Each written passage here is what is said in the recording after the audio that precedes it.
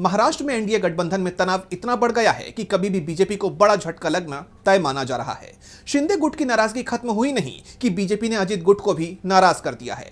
चर्चा तो ये चल रही है कि डिप्टी सीएम अजित पवार चाचा शरद पवार के पास वापसी की तैयारी कर रहे हैं और अब इसे लेकर पुणे से मुंबई तक हलचल तेज हो गई है। तो क्या बिखर रही है महायुति? जानने के लिए देखिए ये रिपोर्ट। महाराष्ट्र में सियासी समीकरण बदलते दिखाई दे रहे हैं। एनडीए गठबंधन में अंदरूनी टकराव बढ़ता जा रहा है। बीएमसी चुनाव से पहले गठबंधन में बढ़ते इस सियासी तनाव से बीजेपी भी टेंशन में दिख रही है, क्योंकि जैसे जैसे चुनाव नजदीक आ रहे हैं, ये चर्चा जोर पकड़ रही है कि deputy CM Ajit Pawar BJP को बड़ा झटका दे सकते हैं। चाचा शरद पवार की तरफ उनका झुकाव बढ़ता जा रहा है और अब पुख्ता खबर आ रही है कि आगामी नगर निगम चुनावों से पहले एनसीपी के दोनों गुट एक साथ आ सकते हैं, जिसके बाद पुणे से लेकर मुंबई तक के सियासी गलियारों में हड़कंप मचा हुआ है।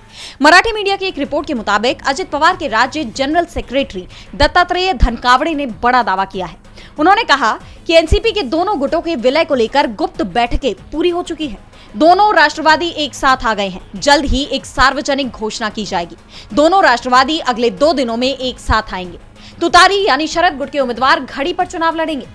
आप जानते हैं कि चुनाव आयोग ने राज्य की 29 नगर पालिकाओं के चुनाव की तारीख का ऐलान कर दिया है। मुंबई और ठाणे समेत राज्य की 29 नगर पालिकाओं में 15 जनवरी को वोटिंग होगी और 16 जनवरी को नतीजे आएंगे।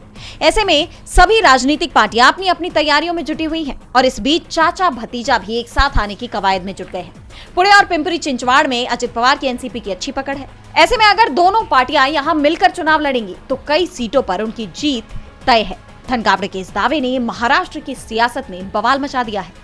डीबी लाइव की रिपोर्ट।